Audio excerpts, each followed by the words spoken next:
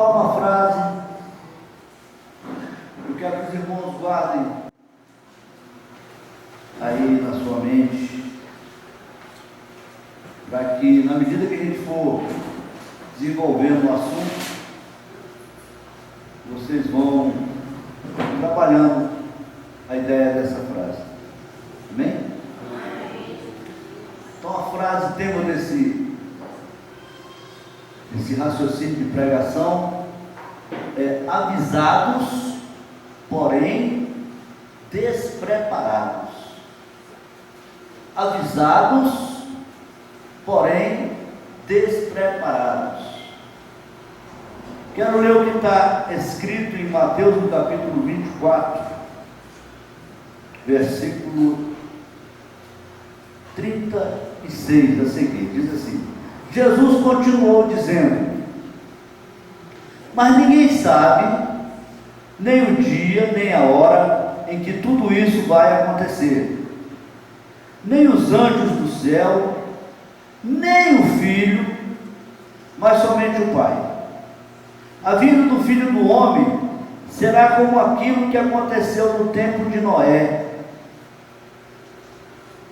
Pois antes do dilúvio, o povo comia e bebia, e os homens e as mulheres casavam, até o dia em que Noé entrou na arca. Porém não sabiam o que estava acontecendo, até que veio o dilúvio e levou todos. Assim também será a vinda do Filho do Homem. Nós trabalhamos durante esse mês de fevereiro as 7 igrejas do Apocalipse, mas não foi simplesmente por falta de assunto ou por mais um assunto. Isso não, é para trazer alerta, para trazer avivamento, para trazer despertamento.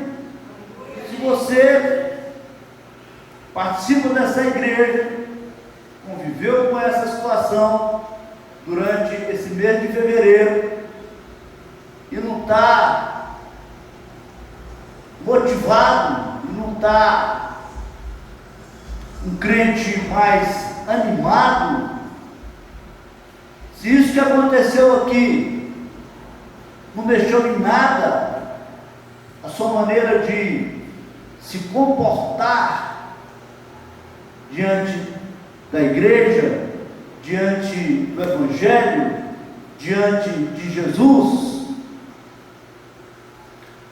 então você preste atenção nessa situação que Jesus coloca, não sou eu estou apenas aprendendo com Jesus, parafraseando Jesus e tentando cooperar com o raciocínio de Jesus. Se você está avisado,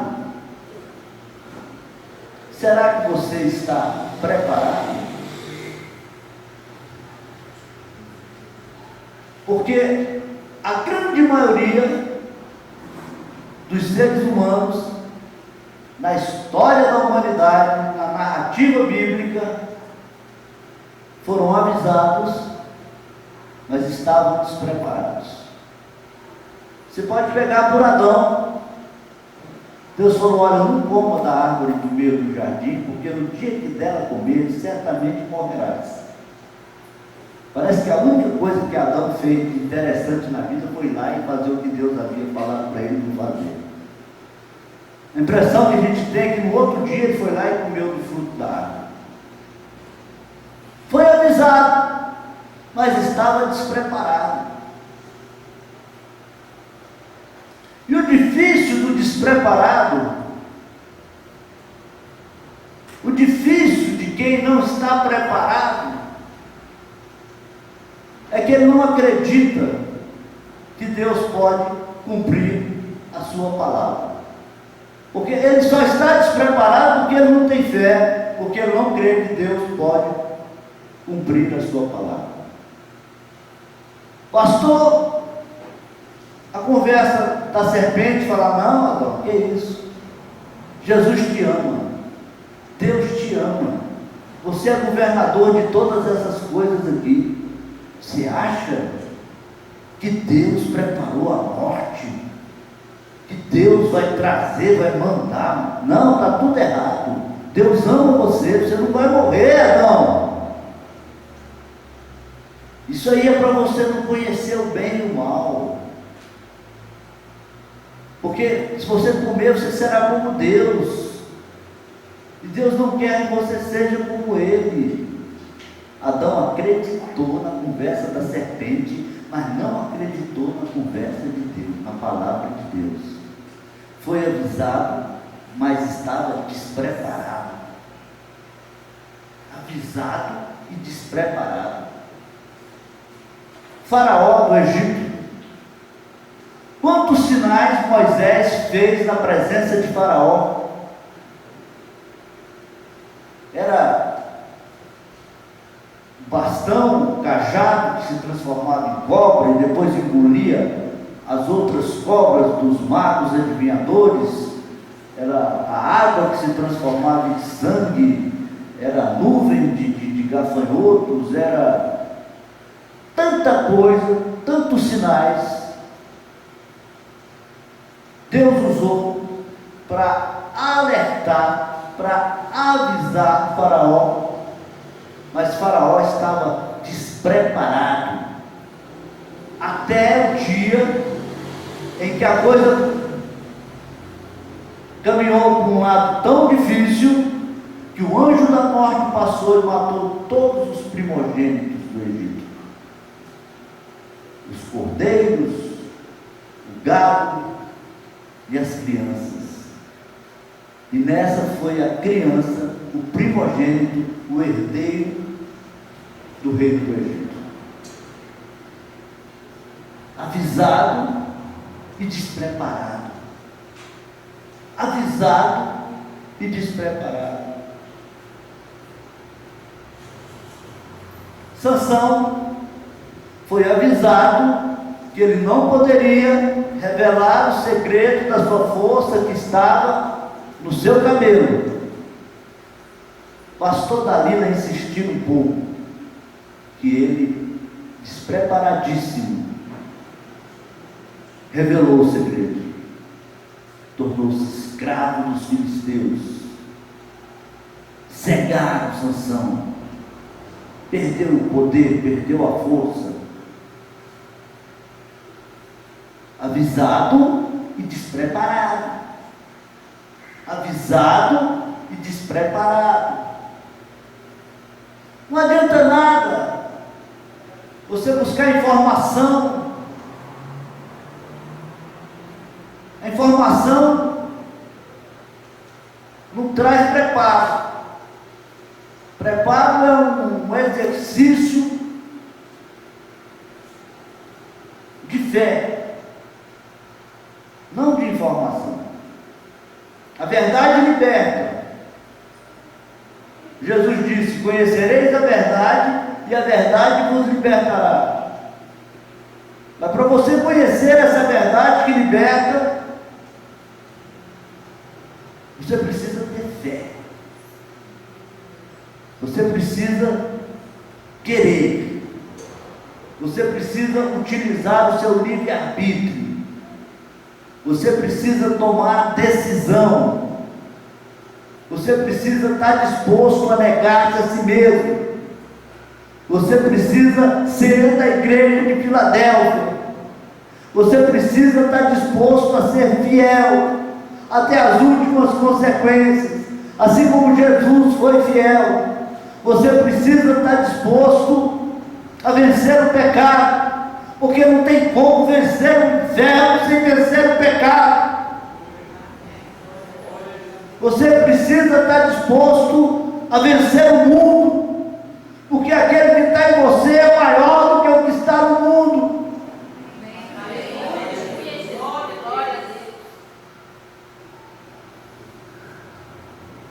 Avisados e despreparados, Jesus dizendo aqui a respeito do povo do dilúvio. Noé ficou por 100 anos construindo a arca. e avisando que teria um dilúvio, que era para entrar na arca, que era para acreditar.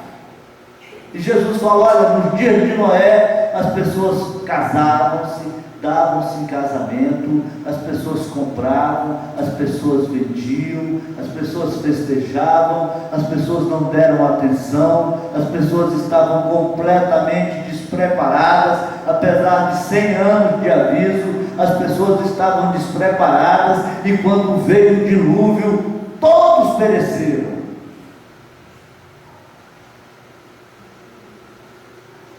Avisados, porém despreparados. É isso que Jesus está dizendo aqui, ó. Que aquele povo do dilúvio estava avisado, mas estava despreparado. E mais, ele diz que na vida deles será como naqueles dias. Você prestou atenção? Amém. Pois antes do dilúvio, o povo comia e bebia, os homens e as mulheres casavam, até o dia em que Noé entrou na arca. Porém não sabiam o que estava acontecendo, até que veio o dilúvio e levou todos. Assim também será a vida do Filho do Homem. Agora, o tipo da arca, a tipologia da arca, o que se compara à arca significa, na nova aliança, a igreja. Estar na igreja é estar na arca.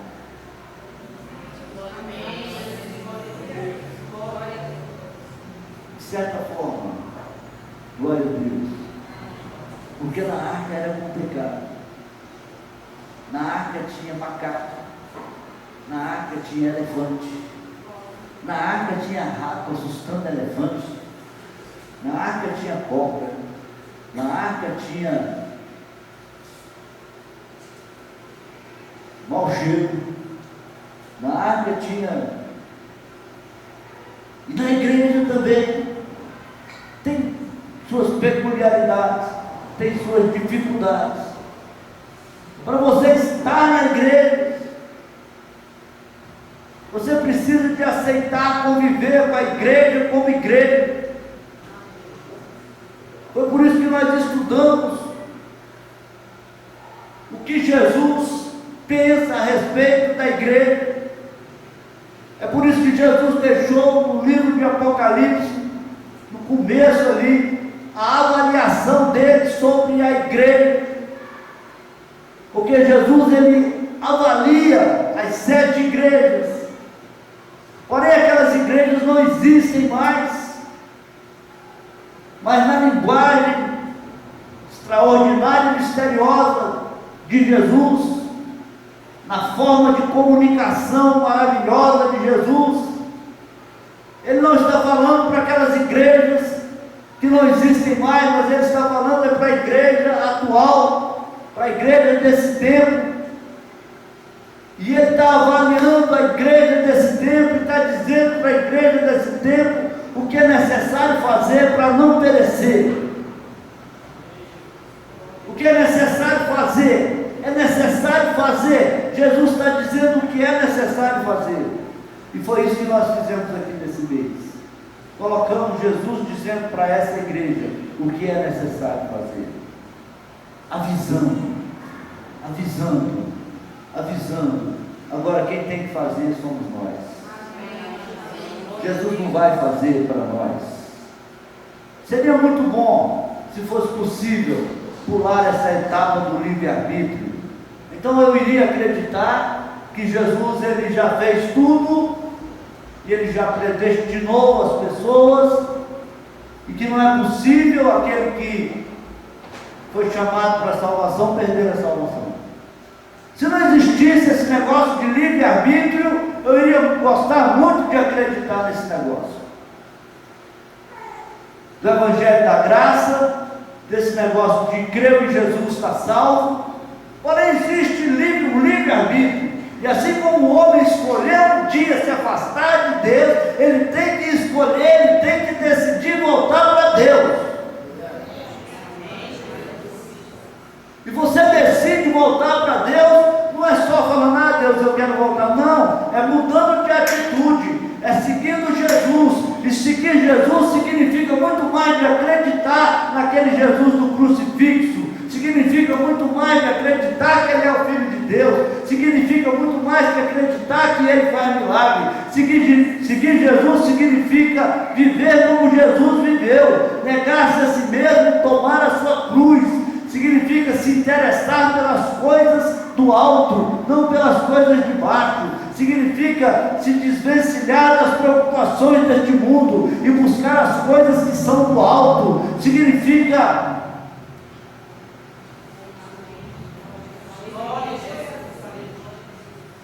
seguir Jesus, significa isso. E para isso você tem que usar a sua vontade, a sua decisão. A igreja de Filadélfia é um exemplo extraordinário que nós estudamos aqui. Que Jesus fala, olha, vocês são pobres, vocês são fracos, mas vocês são fiéis. E porque vocês são fiéis, eu abri diante de vocês uma porta que ninguém pode fechar. E porque vocês fazem a minha vontade, eu os livrarei do tempo da calamidade que virá sobre toda a terra. E ali a gente vê o que significa para Jesus a fidelidade. O que significa para Jesus ser fiel. Jesus não livrou de fiel, Jesus só livrou porque Ele era fiel. Nós falamos de Sadraque, Mesaque e Abednego na fogueira de fogo ardente de Nabucodonosor, lançados ali porque resolveram não adorar outro Deus, foram fiéis ao Deus Todo-Poderoso, mantiveram a sua fé, resguardaram a sua aliança. Então Nabucodonosor lançou aqueles 3 homens na fornalha de fogo ardente. Ser fiel é ser livrado por Deus, é ser libertado por Deus, é ser salvo por Deus, porque Deus salva os fiéis. E aqueles homens, eles não sofreram nenhum dano, porque eles foram fiéis a Deus e Deus foi fiel a eles. E é isso que eu aprendo na igreja de Filadélfia, que Ele não reprova o fiel, mas Ele aprova o fiel, e Ele abençoa aquele que é fiel. E Ele tem um projeto de redenção, de libertação, de livramento para aquele que é fiel, assim como Ele livrou Sadraque, Mesaque e Abednego. Ele vai livrar a igreja de Filadélfia, a igreja dos que são fiéis, na hora da provação que virá sobre todo mundo. É isso que a palavra diz em Apocalipse capítulo 3, o que concerne a igreja de Filadélfia.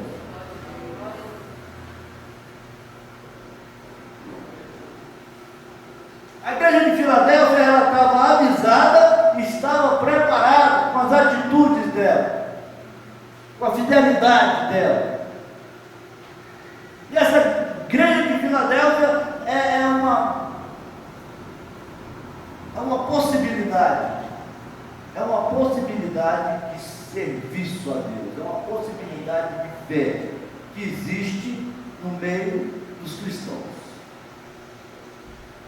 Essa igreja, aos olhos de Deus, é a reunião desses cristãos que são fiéis. E eles podem estar em diversos lugares diferentes. Eles podem estar em diversos tipos de igreja. Mas Jesus conhece aqueles que fazem a vontade dele. Jesus conhece aqueles que desejam agradar a Deus como Ele. Jesus conhece aqueles que estão querendo, desejosos de agradar a Deus, de servir a Deus como Ele. Jesus conhece aqueles que o seguem. No Evangelho de João, no capítulo 10, fala que Ele conhece, as ovelhas conhecem a voz do pastor. consequentemente o pastor conhece as suas ovelhas. Nós não podemos nos enganar. Jesus conhece as suas ovelhas. E ele chama a igreja desse tempo, a igreja de Laodiceia, para um conselho. E ele fala: olha, eu sugiro que vocês comprem de mim ouro puro, ouro puro. Para de, eu entendo Jesus dizendo, para de interpretar em causa própria, para de adulterar a palavra, para de arrumar subterfúgio, para de se auto-justificar, para de protelar, para de lançar para frente, para de adiar o confronto com a verdade. Compra ouro puro de Jesus, compra ouro puro de Jesus. Pega a palavra de Jesus e obedeça a palavra de Jesus. Faça do jeito de Jesus. Sirva Jesus.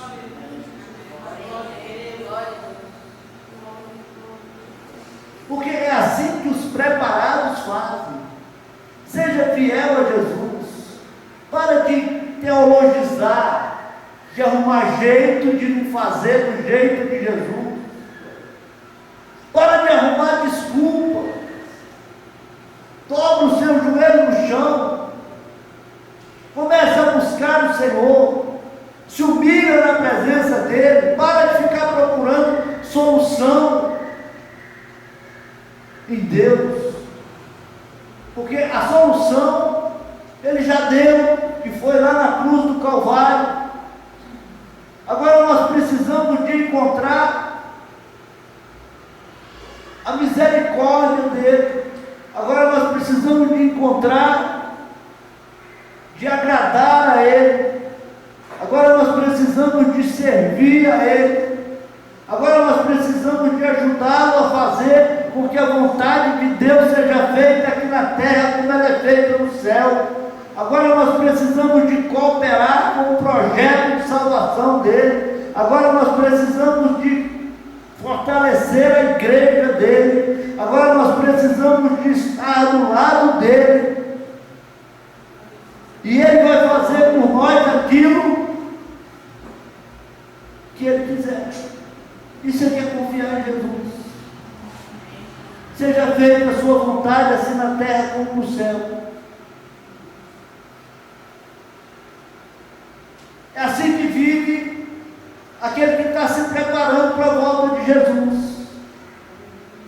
É assim que vive aquele que quer participar da salvação de Jesus.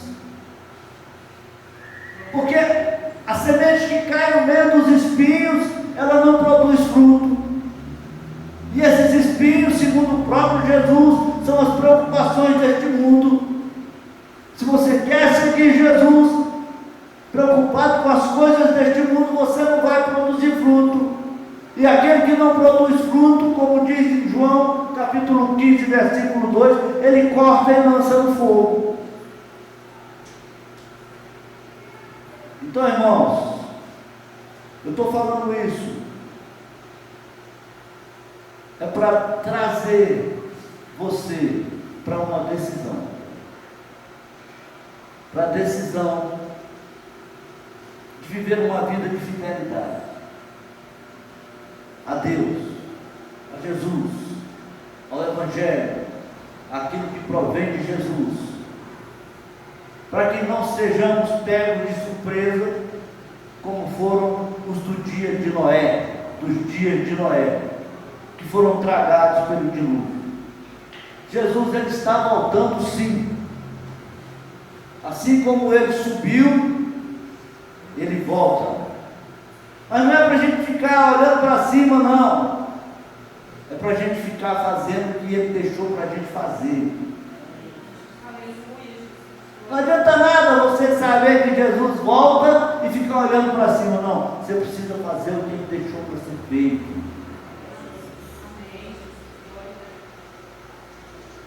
Amém, irmão? Amém.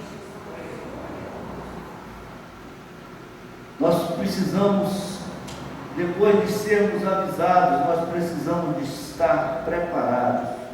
Nós precisamos de nos preparar dentro daquilo que é a vontade dele, dentro daquilo que ele enumerou ali para as 7 igrejas. E ele disse para cada uma das 5 igrejas, porque 2 ele aprovou o que era para ser feito. Faça, seja vitorioso. Ele sempre falou, seja vitorioso, porque é a sua vitória, é o seu esforço, é o seu trabalho que vai te dar o direito da salvação. Aqui começa aqui, para a igreja de Sardes: aqueles que conseguirem a vitória serão vestidos de branco, e eu tirarei o nome dessas pessoas, e eu não tirarei o nome dessas pessoas do livro da vida. Jesus, ele sempre colocou uma condição: aqueles que conseguirem, eu darei a vitória. Aí você vem aqui para a igreja de Laodiceia: aos que conseguirem a vitória, eu darei o direito de se assentarem ao lado do meu trono. Tem que conseguir a vitória, e para você conseguir a vitória, você tem que lutar. Você vê aqui a igreja de Éfeso: aos que conseguirem a vitória, eu darei o direito de comerem da fruta da árvore da vida. Você vê aqui a igreja de Pérgamo: aos que conseguirem a vitória, eu darei o maná escondido. Deus sempre promete a vitória condicionada à nossa atitude. Se existe a possibilidade de ter vitória, é porque existe a luta. Você só tem vitória quando você luta, quando você entra numa demanda, quando você busca um objetivo. Então nós precisamos tomar consciência, uma consciência cada vez maior dessa realidade, e nos propormos a partir de hoje a buscar com mais ânimo, com mais disposição, conseguir essa vitória que Jesus nos adverte que nós precisamos obter. Se não fosse necessário você obter a sua vitória, Jesus não teria insistido tanto nesse negócio. Você precisa conquistar a vitória de acordo com a proposta de Jesus. E a partir de hoje, você está avisado. E a partir desse mês, você está avisado. Certo? Que você não seja pego despreparado. Porque de mim ele não vai cobrar mais. Porque eu passei para vocês o que ele me mandou passar. Agora o bastão está na mão de cada um de vocês. É você que vai gerenciar esse negócio. Aí o cara fala: ah, mas eu não fui na igreja por causa disso, por causa do problema é seu. Você faz parte dessa igreja, você não está livre porque não teve tempo, por isso ou por aquilo, não. A banda vai tocar para todo mundo do mesmo jeito. Se você não teve jeito de ver, você aprende, porque você não vai ser exibido da responsabilidade. Agora o outro lado também é verdadeiro. Se você fizer, Deus vai te recompensar. Deus vai multiplicar. Deus vai te preparar. E Deus vai te dar o prêmio da soberana vocação em Cristo Jesus. Deus vai responder a sua oração. Deus vai mudar a sua sorte. Amém?